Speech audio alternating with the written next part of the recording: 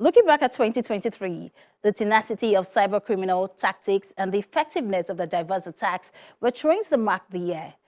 But understanding that the threat landscape is not expected to change entirely, it is therefore crucial to contemplate their potential continuance and formulate strategic approaches to effectively counteract emerging ones this year. Dr. Fenel Sakwe, a global cybersecurity leader and a member of the Forbes Technology Council, shares his thoughts on navigating the cybersecurity landscape in 2024.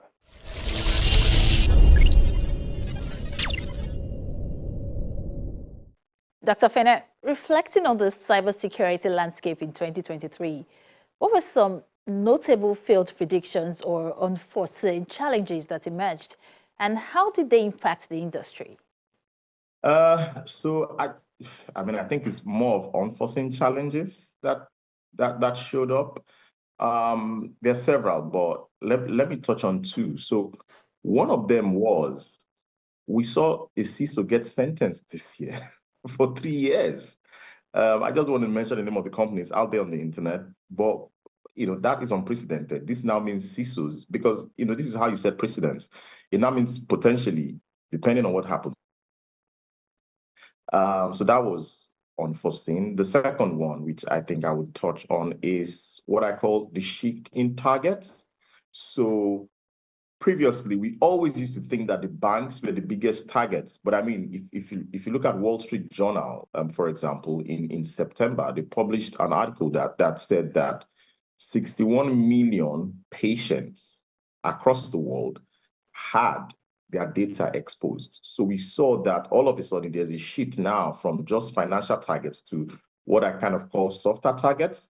So I think everyone now needs to be aware, not just the financial institutions. As a global cybersecurity leader, how do you perceive the evolving threat landscape, and what lessons can organizations draw from the development of 2023 to enhance their security posture in 2024?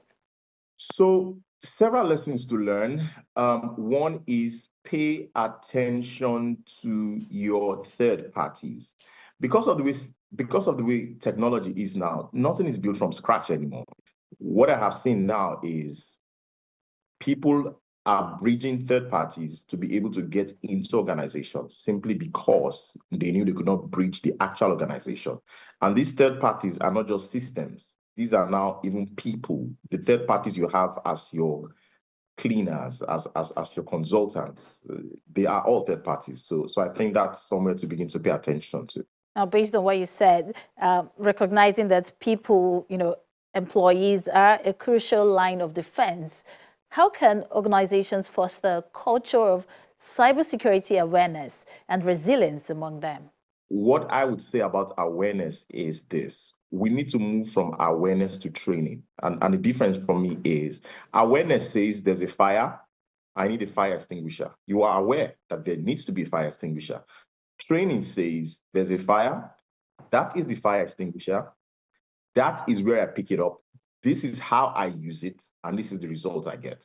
So I think the organization need to train their employees to know what to do in the event of a cybersecurity breach. One, also know how to make sure that they always apply the right cybersecurity principles, because just being aware is no longer enough. Well, Dr. Fenel, we have the role of artificial intelligence and machine learning, playing in the future of cybersecurity, particularly when it comes to addressing the increasing sophistication of cyber threats. What role do they play? So again, maybe I think because I'm a thought leader, I get to put out a lot of thoughts on this. I have an article which is titled Artificial Intelligence and Cybersecurity, and it was endorsed at the Model United Nations General Assembly in October. One of the things, so just to pull out one of the things I mentioned there, the role they play really is the role we decide they should play. So, and you need to be careful with this. So, for example, one time, some years back, when I was the head of, cyber for a particular multinational, we used to have denial of service attacks. Denial of service attacks simply means that your computer has just shut down and you are not able to work. you are denied service of the computer systems.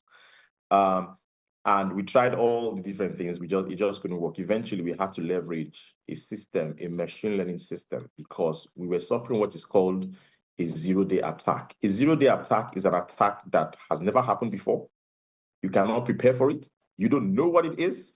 It's just created for you today, right? So we needed machine learning. And what we did was leverage machine learning to learn the environment within the periods where the environment operates as it should.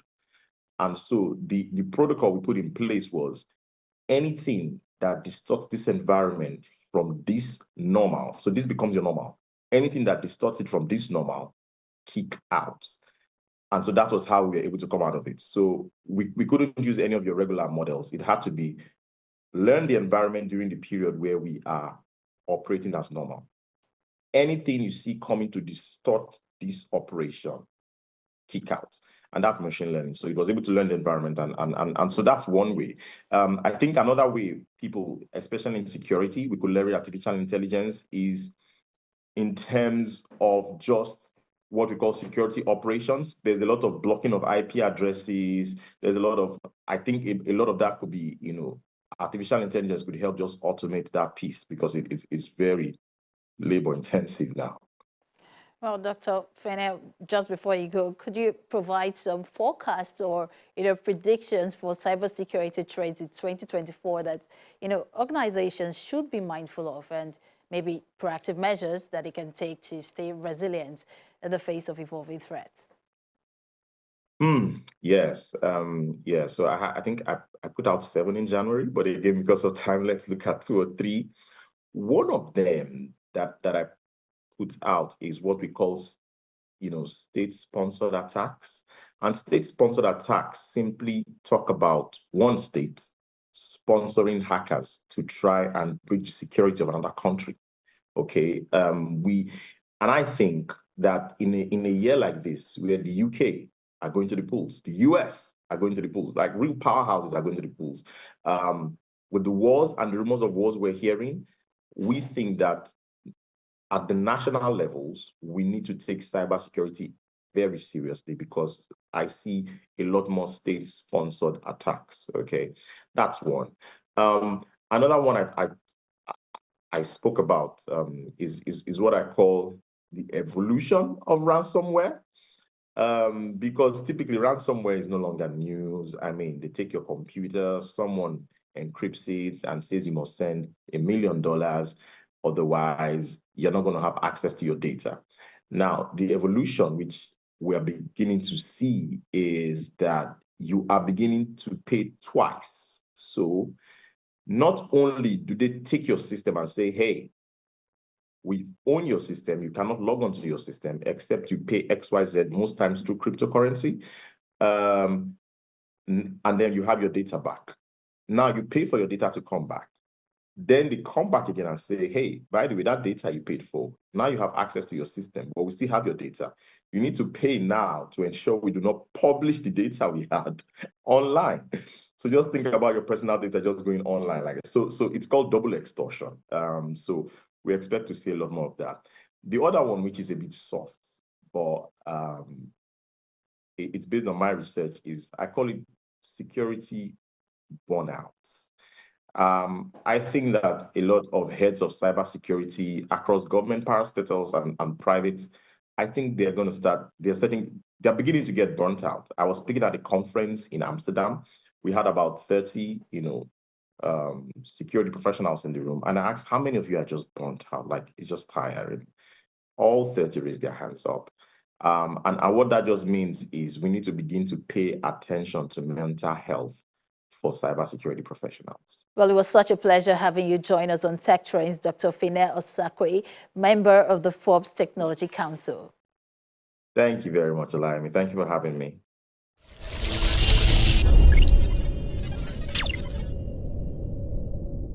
And it's a wrap on the show this week. Thank you for watching.